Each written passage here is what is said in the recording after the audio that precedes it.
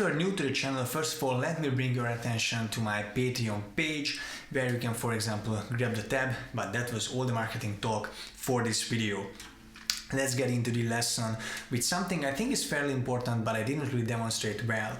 You might have noticed that my slide wasn't perfectly straight, it was kinda slanted or tilted, which is not a good thing, because if you tilt it too much, if it's not straight enough, and you're playing two or more strings at a time, they will be dissonant, they won't be in tune. So listen to this. Can you hear it? How dissonant it went when I tilted it too much. Now I only noticed when I was looking at the footage that my slide wasn't straight enough, and I wanted to bring your attention to it. However, I think in that case it wasn't really very flat or well, dissonant, out of tune. So basically, when you're playing, it's better to rely on your ears than your eyes, but just in general try to get into the good habit of keeping it straight. Another quick tip is to only cover the strings with the slide that you're actually playing. So if you're only playing on the top two strings, I'm only playing on top two strings. I'm not doing this. So my slide is not covering the whole neck. And then the most annoying technique ever is pick blocking, but you gotta use it, for example, for these licks, because the sound of these are really separated, the notes are separated, it's a really controlled sound. It's not. So everything is not ringing together, a lot of things are muted, and it's overall a clean, controlled sound. And you get that by putting your picking finger back on the string, muting it.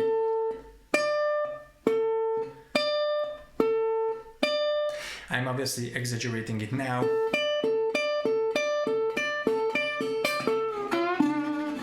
It should be something like that. Again, this is the most annoying thing ever. When I was learning or practicing it, I did want to break my guitar quite a few times, so maybe practice it on a cheaper resonator. Now, these are the tips for the techniques you gotta know, you gotta know to learn these licks. And let's now talk about the licks itself. I'm guessing that this sort of 12th position is familiar for everyone from all those Elmore James, Dwayne Allman, ZZ Top, Eric Clapton licks. But the application or this lick is different because you're not playing it over a blues shuffle. With this groove I'm playing them in, they won't fit over a shuffle because this is a straight rhythm, a straight groove, not a swinging shuffle. So you can of course play it with a shuffle and it will have a more bluesy sound, but played straight, it's more of a pedal steel feeling. So it's more geared towards, I guess, country or singer-songwriter type of music. Again, with a straight rhythm. Now, what you're basically doing is you're kind of going back and forth between the fifth, so there's the 12th, the 5th degree of your scale, which is D, we are in the key of D, and in open D tuning as well. So the 12th fret on the second string is A, that's the 5th of D.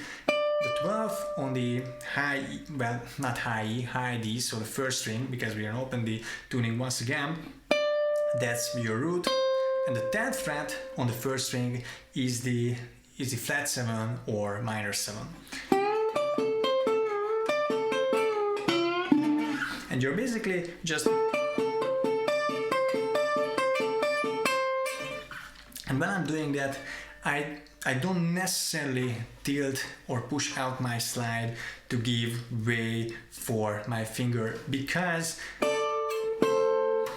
if I push down the first fret with my finger, it will lower, or it should lower the string enough to clear it from the slide.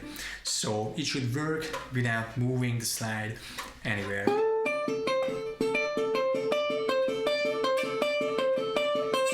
But I'm not sure you can see from the distance with the camera.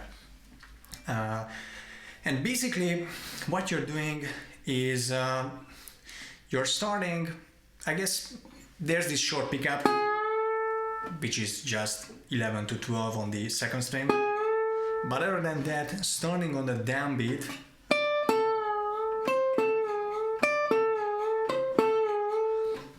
You're playing the 12th on the first and then doing this sort of flick when you're going down from 12 to 11 back to 12. So slide down and slide up.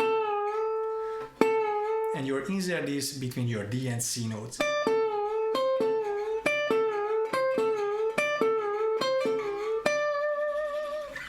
Or you can just do this slide down and up on every other time you're playing the second string. So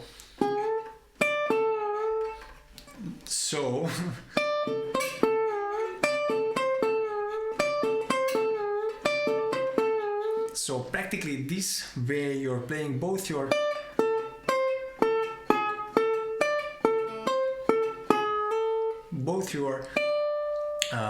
D and C before going for the slide down and up.